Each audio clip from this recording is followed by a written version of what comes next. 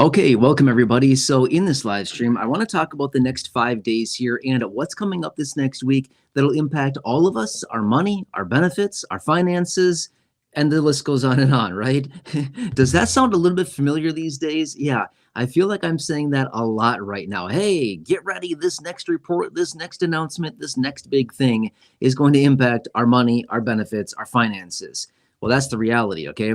Anyway, I want to buzz through the details of what's coming in here as far as this announcement next week, why we want to watch this one very, very closely, what it means for all of us, and again, this is going to impact our finances in a massive way. And again, it's going to give us a glimpse into something else that I want to point out as well, that I find to be very important. Okay, it's not so much about like exactly what the actual announcement really is, but it's more like the context in which the announcement comes out. Okay, so I'll explain what I mean by that here in just a second.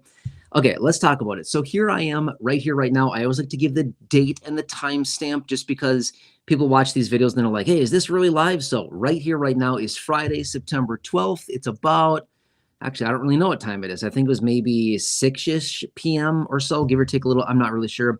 East Coast time is actually probably a little bit before that. I'm actually not sure what time it is. Leading up to about 6 p.m. East Coast time, Friday, September 12th. Anyway, I always like to give that for context. All right, anyway. So next week, okay, and as I talk through the details of this, you might think initially like, I don't really care. It's not going to impact me. It's going to impact all of us. And again, this will also help to answer one of the questions that a lot of people here in this community have. I see the question daily coming in. Hey, are we getting money? Are we getting checks? Are we getting stimulus? Are we getting a rebate? Are they going to help us out? It'll help to understand that question as well, which I will allude to, and I will answer that as well, which, by the way, I apologize. I'm not trying to blink all weird. My eyes are like weirdly dry feeling right now. So I'm like, feel like I'm blinking all over the place. I apologize. I'm not trying to be a fool. My eyes just feel very weird right now. So I apologize. Okay, anyway. So next week on Wednesday, okay, they're going to be wrapping up the 2-day FOMC meeting. By the way, that stands for Free Open Market Committee. You don't need to know that. I just wanted to throw that out there. But anyway, this is the meeting that comes up every 6 weeks. The Federal Reserve comes together. They have this meeting for 2 days. It starts on Tuesday. It ends on Wednesday. And then they come out at, 2 p.m. East Coast time. They come out with their initial announcement. And then 30 minutes later, the chairman of the Federal Reserve, Jerome Powell, comes out with his press conference, whatever, and he answers a bunch of questions from reporters, okay? But anyway, point being is that a lot of attention is put on this meeting right here. The odds and the bets are out there coming in that they're certainly going to cut interest rates, okay? It's going to be likely between 25 basis points, which is 1/4%, or 50 basis points, which is 1/2%, okay? Let's see. We'll see what happens here. But I want to point some different details out, including some of the data that we recently received. Most recently, yesterday, we got 2 very important data points out yesterday. Number one was the inflation data, the CPI, Consumer Price Index. I talked about that in the video this morning. I talked about that in the live stream last night. We covered that one extensively, but we saw that yet again, inflation actually ticked higher on a year-over-year basis by 0.2%. A month ago, it came in at 2.7% year-over-year. And then yesterday, it came in 2.9% year over year. So it actually went up 0.2% on a year over year basis, which is not a ton, but it's pretty far off. It's moving the opposite direction of what the Federal Reserve wants to actually cut interest rates, right? So we want them to cut interest rates, bring interest rates lower, but they're saying, hey, we actually see major storm clouds on the horizon, as in major spikes in inflation coming. And we don't really want to cut interest rates because that's just going to spike inflation even more if they cut interest rates. That's why they're holding them steady. So anyway, that was report number one that came out yesterday. Now, also around that time that the inflation report came out, we also got the number for initial jobless claims. In other words, people that are filing for unemployment benefits for the first time. It came in over 260,000. This is the biggest number that we've seen. It's going back to 2021. Well, what was going on in 2021? It was very different, right? It was a very different time in 2021 than what it is right here, obviously approaching the end of 2025, right? So it's 4 years ago that we saw a number as bad as what we got yesterday. Initial claims for unemployment benefits. Not good. That's not a good sign of the overall economy being super strong and robust and growing and things like that, right? Very important. Now remember, last week as well, on the 5th, 1 week ago from today, so on the 5th of September, we got the non-farm payroll number, the jobs report, right? That one came in as well. And again, not very good at all. And even the revisions came in, and July's numbers revised down negative, right? Negative 13,000. So, or no, sorry about that. June's number was revised down negative 13,000. Okay. My point being is that these are all data points that the Federal Reserve is going to be looking at to determine what they're going to do with their interest rate policy next week when they have their next meeting. By the way, the next meeting after this one is out the week of Halloween. So it's whatever that is, the 28th, 29th, something like that. It's right around there. So the very, very end of October is their next meeting after this one. This has been a very, very highly anticipated meeting, this one coming up here. And the actions out of the Federal Reserve are also going to be vitally, vitally important. But here's the thing. A lot of people are just looking at the initial announcement out of the Fed, like, we're cutting interest rates by 25 basis points or whatever it happens to be. Yes, that will be important. But at the end of the day, a cut of 0.25% interest rate, 25 basis points, is nothing. It's going to have like virtually zero effect whatsoever. It's basically just going to be a move to get the Federal Reserve to get people kind of quieted down about interest rates. That's about all it's going to do. And it's not even going to do that much, right? A lot of people are still going to suggest rates are still too high. It's not doing anything. But it's basically just going to be a move to kind of quiet the noise down a little bit around interest rates. But here's the part that I really want to point out that I think we need to watch more closely. We need to listen to very closely the information and what Jerome Powell, the chairman of the Federal Reserve, actually says in his press release as far as what all the individuals within the Fed are actually seeing. Okay, what are they seeing with the overall economy? That is going to be the most important part, in my opinion.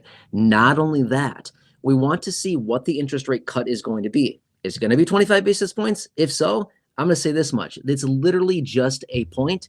If they cut 25, it's basically just going to be like a way of saying, hey, just quiet down a little bit. We're good. We'll start cutting a little bit more. It's basically just going to be a way to quiet some people down for a little while. It's not going to do much, okay?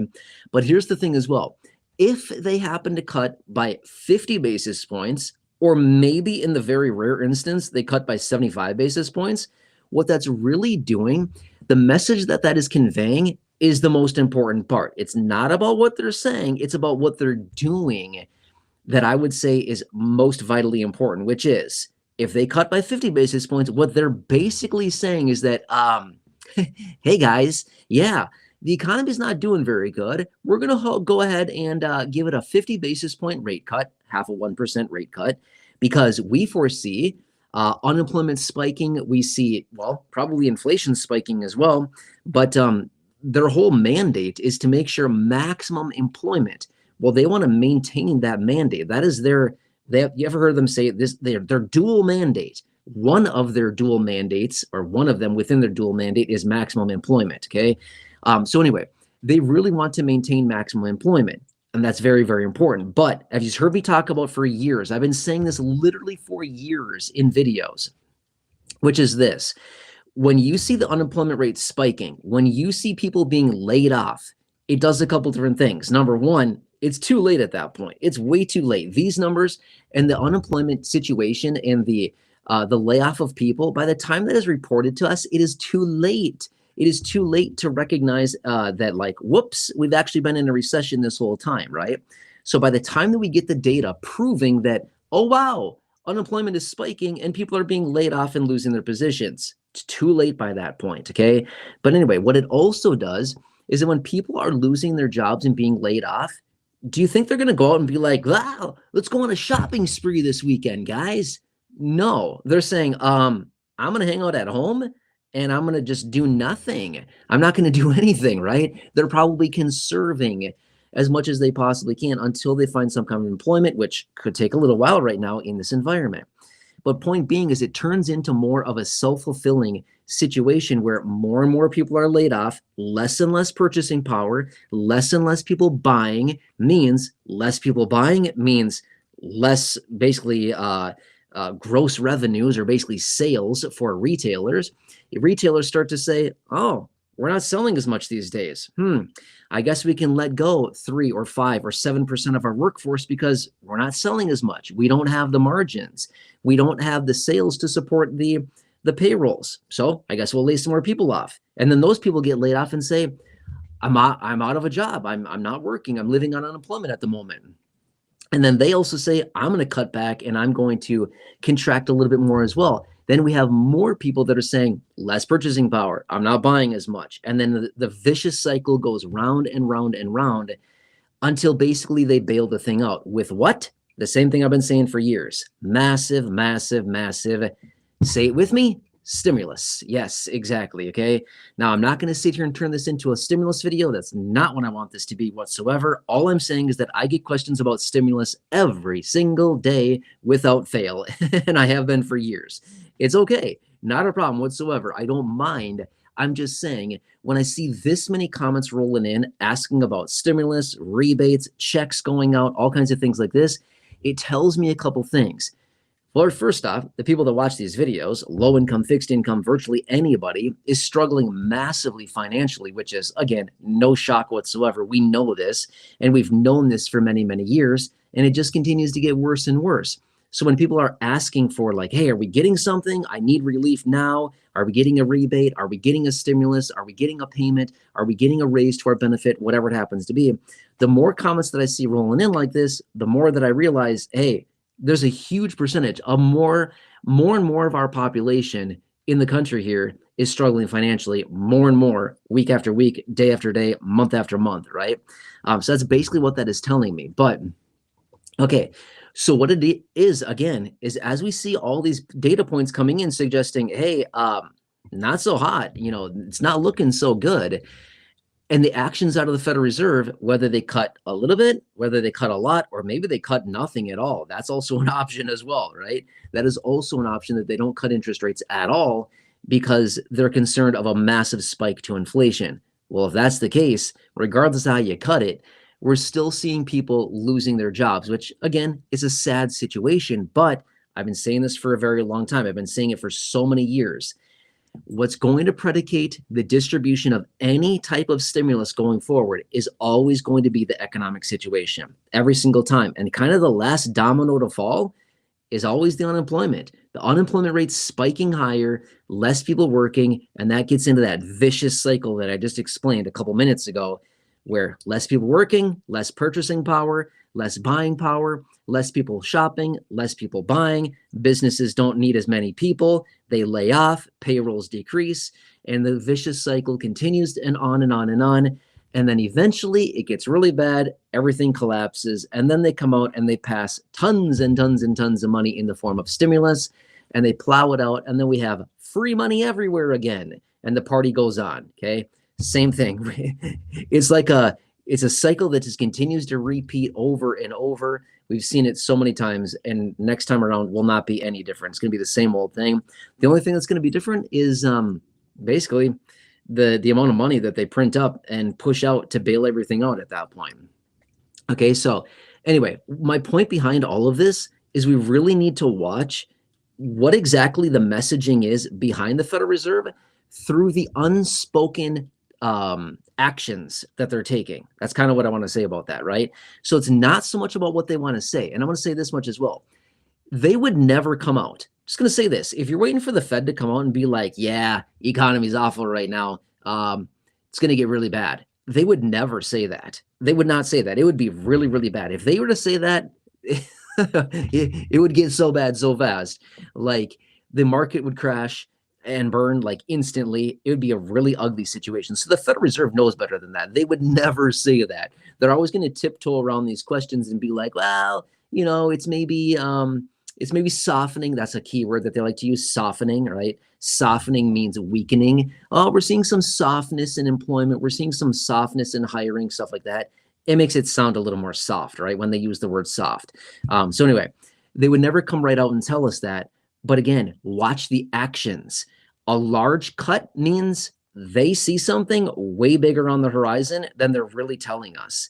Okay, so that's the thing. And I mentioned this maybe about a year ago when they actually kicked off their first rate cut. It was actually September last year. I don't remember the date of it last year. I think it was maybe what was the date last year? I think it was it the 18th or something? I don't know. It doesn't matter. It doesn't matter. It was in the middle of September last year is when they made the first cut, and they kicked it off with a 50 basis point rate cut. Well, that's interesting, right? Very, very compelling to see how that is. Oh, I forgot another data point as well. It came out on, what was it, Tuesday of this week. So just a few days ago it came out. Remember, did you hear the revisions for the year ending of March 31st of this year? So basically April 1st of last year through March 31st of this year, that 12-month period of time, they miscounted how many jobs were created by 911,000. They miscounted, right? Could you imagine that? How do you miscount by nearly 1 million? And that's interesting because I think I was out on Monday evening and I was like, hey, we got to watch this report in the morning because when that comes out, they're projecting upwards of 1 million at the time. And I said this in the live stream on Monday. You can go back and watch it if you want to. It was on Monday of this week. And I was talking about that. I was like, 1 million? Upwards of 1 million? Some of the projections are suggesting 1 million less jobs were created. Well, yeah, 911,000. So a lot of these different numbers that are coming out are basically saying, hey, we've probably been in a pretty weak economic environment for quite a while now. And, this is kind of where we're at. And a lot of people are also suggesting that we may be in that recession right here, right now, that we've kind of been looking for, but we're not going to see the official confirmation of that for several months. That's just how it works because the data is so lagging that we're not going to see a confirmation of any kind of recession for probably 6 months until after it starts is when they come out, because the technical definition of a textbook recession would be 2 declining consecutive quarters of GDP. Okay, well, that's 6 months. That's 6 months until we get that data. So it'd be a full 6 months before we got any kind of confirmation of that. And remember, what accompanies a recession? The key word that I've said a couple times here. Let's say it together. Stimulus. Yep, every time. Okay. So anyway, this is not a whole video about stimulus. That's not my point here. I'm just saying, for those of you that are looking out there like, hey, is there going to be something? I mean, we could be in a very precarious situation right now. Okay. So anyway, the evidence is certainly piling up. If we escape this without any kind of economic damage of any kind, honestly, I'm going to be a little surprised. Doesn't mean that we need to have some crash and burn, something like that. I'm just saying, got to watch all this data. And I think what we're going to get this coming Wednesday in just a matter of 5 days, Wednesday of this next week, 5 days from right here, right now, as I host this live stream, is going to tell us a whole lot more. And like I say, and as the classic sayings always go, watch their actions, not their words, right? Anybody can say anything. You got to watch the actions. That tells you everything, right? I think we all know that. We may not be body language experts, but we know well enough. Watch what they do, not what they say, right? It's not that hard. So anyway, I just want to kind of talk about this really quickly here. Super important to continue to watch all this economic data. I get it. A lot of you here in the community, low income, fixed income, struggling financially. I totally recognize that. I see your comments. I see the stories. I see what people are reaching out saying. I get it. I wish I could do something, on a bigger scale for you. I mean, seriously, I really, really do. But, we're all kind of here together, doing what I can to continue to advocate for you. I have some letters over here, wherever they are, here somewhere. I have some letters which I draft, every, 2 months or so. I draft a letter, send it on out, and just hopefully get some kind of attention, calling on a one-off rebate, some kind of stimulus, a raise to benefits, anything like that. Just trying to do what I can to advocate for those of you here in the community. All right, anyway, if you have not done so, make sure to do yourself a huge favor. Write that phone number down. Call them. Get some help with your Medicare. Seriously, give them a call, especially if you're turning 65 or retiring. Just give them a call. They will certainly help you out with your initial enrollment into Medicare. They have access to over 20,000 plans across the country, and they're going to do their very best to find you the best coverages at the best fit for the best price and for what you personally need for you and your personal situation. So anyway, write the phone number down, take a picture, take a screenshot. By the way, after you talk to them, drop a comment down below on any video. Use the word chapter within that. That's the keyword that I search for, and I'd love to give you a shout out in a future video. All right, anyway, please have a nice Friday evening. Corey's here to help me out.